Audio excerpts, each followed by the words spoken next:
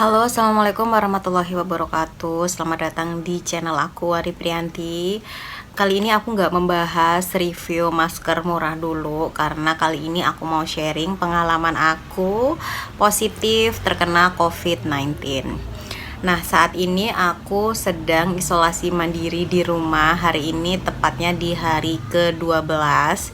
Sebenarnya isolasi mandiri itu di beberapa sumber yang terbaru CDC itu 10 hari plus 24 jam tanpa gejala. Tapi ini aku mau ngepasin ke 14 hari aja, jadi biar aku semakin merasa nyaman dan aman untuk berinteraksi dengan orang lain meskipun aku menggunakan masker. Nah, ceritanya tuh berawal dari aku di rumah itu ada asisten pulang pergi yang kalau pagi itu datang kerja di rumah aku dan sorenya itu pulang ke rumahnya. Nah, di hari Jumat itu asisten aku tuh telat masuk kerjanya, yang biasanya setengah 8 atau jam 7 udah di rumah, dia tuh baru nyampe jam 8 pagi. Alasannya dia karena suaminya sakit dan ngurusin suaminya dulu. Nah, di situ tuh aku udah kayak agak curiga, cuma kan ya sakit kan banyak gitu kan. Terus Senin tanggal 7 Juni tuh asisten aku tuh bilang kalau dia tuh tenggorokannya gatel dan sakit, terus minta jeruk nipis untuk dia minum untuk melegakan tenggorokannya. Nah, di situ tuh aku udah kayak lampu kuning gitu loh, kayak kaget.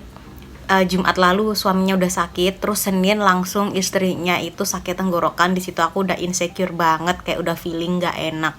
Di situ aku langsung WA suami dan aku kayak kepengen ada plan gitu ya, karena aku udah curiga.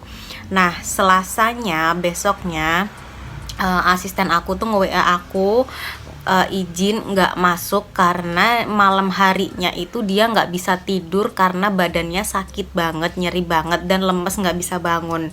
Nah, sebenarnya sejak kemarin itu aku udah berencana untuk nge-offin beliau ini karena aku udah sangat khawatir banget, dan malamnya aku dapet WA kayak gitu, langsung aku yakin banget kalau ini tuh udah pertanda yang kurang baik. Nah, sejak Selasa itu tanggal 7 Juni itu asisten aku udah off kerja dari rumah aku. Nah, sebenarnya di hari itu aku tuh juga udah ngerasa tenggorokan aku gatel, terus hidung aku agak-agak mampet gitu. Cuman aku masih belum berpikir bahwa itu COVID, kayak flu biasa. Nah, karena aku udah nggak ada asisten lagi di rumah, sementara aku berdua tuh cuman sama anak, suami dinas, dan aku kan kerja. Aku nggak bisa kerja itu sementara di rumah ada anak. Jadi aku berpikir untuk ke rumah orang tuaku biar aku dibantu untuk ngasuh anak sementara aku bisa kerja. Nah, tapi kan posisi aku lagi nggak enak tenggorokan nih, aku takut bawa virus ke rumah orang tuaku. Jadi di hari Rabu 9 Juni aku melakukan tes antigen mandiri dan hasilnya aku negatif. Jadi aku yakin ke rumah orang tua aku untuk minta pertolongan karena berdasarkan hasil aku negatif ya. Aku langsung malamnya ke rumah orang tuaku di kota lain. Aku naik travel juga gitu, tapi kita berdua menggunakan masker medis itu kan. Nah, terus besokannya di Kamis tanggal 10 Juni itu anakku tuh demam.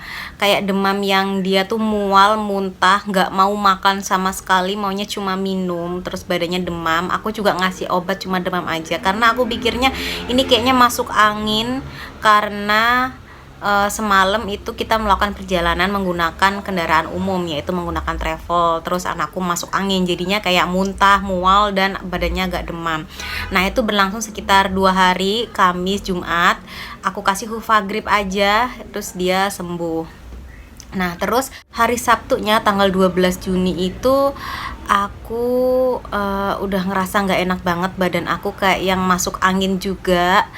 Terus aku seharian itu ngantuk parah banget, lemes, ngantuk parah, sampai aku tuh ngebiarin anakku, aku nggak sadar dia ngapain. Untungnya aku di rumah orang tua gitu, di rumah mertua, jadi anak aku dihandle oleh bapak ibuku gitu kan.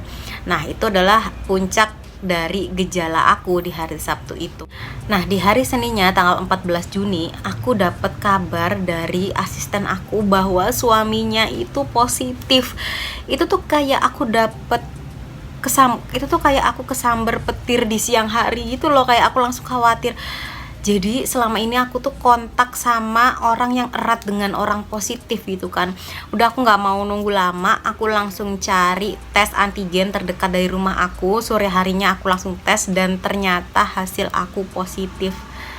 Ya Allah, jadi kayak aku tuh ke rumah orang tuaku bawa virus corona gitu, dan ada risiko menulari mereka kan. Dan sebenarnya ibuku tuh lagi posisi tuh batuk-batuk juga, jadi kayak langsung serumah itu malam itu dan paginya tuh langsung tes semua antigen.